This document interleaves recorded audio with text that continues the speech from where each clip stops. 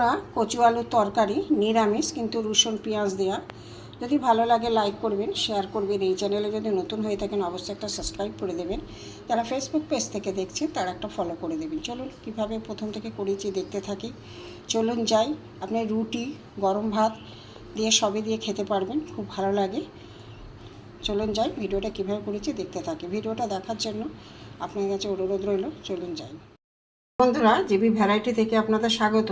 আজ আমি আর একটা নতুন রেসিপি নিয়ে এসেছি। কচু আলুর তরকারি।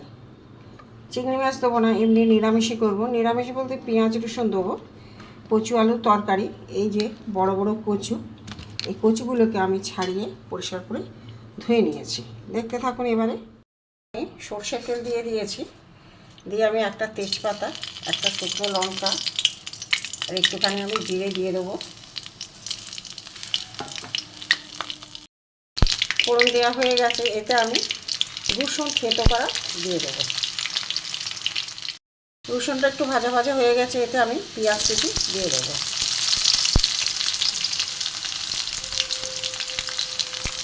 একটু পেঁয়াজ কুচি দিয়ে দেবো, দিয়ে একটু পেঁয়াজটা ভালো করে ভেজে নেবো।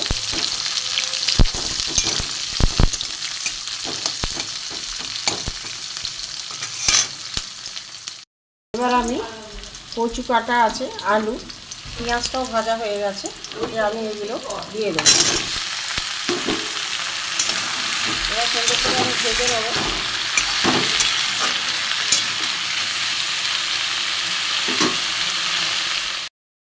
এতে আমি নুন দিয়ে দিয়েছি, এই যে টাকাতে ভেজে গেছে। এবার আমি ভালো করে কচু আলুগুলো ভালো করে ভেজে নেব।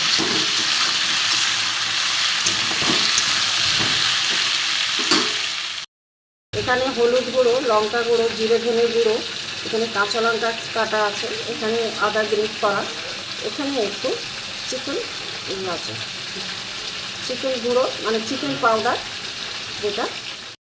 এখানে মশলা আছে, হলুদ গুঁড়ো, লাল লঙ্কার গুঁড়ো, এখানে আদা গ্রেট করা, এখানে কাঁচা লঙ্কা কুচি, এখানে আমার সবজি ভাজা হয়ে গেছে। এই মশলা আমি মশলা ধোয়া জলটা দিয়ে দেবো। একটু চিনি দিয়ে দেবো, দিয়ে তরকারিটা ভালো করে দিয়ে সুন্দর একটা সেন্ট ছেড়েছে।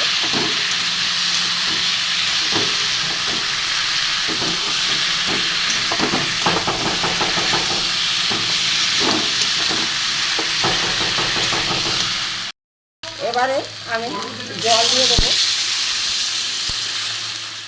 কচু আলুর তরকারি সুন্দর হয়ে গেছে, দেখুন মাখা মাখা, কালারটাও দেখুন কত সুন্দর। এবার আমি ঢেলে নেবো, ঢেলে নিয়ে আমি দেখাচ্ছি। তরকারিটা ঢেলে নিলাম একটা জায়গায়। আমার কচু আলুর তরকারি হয়ে গেছে।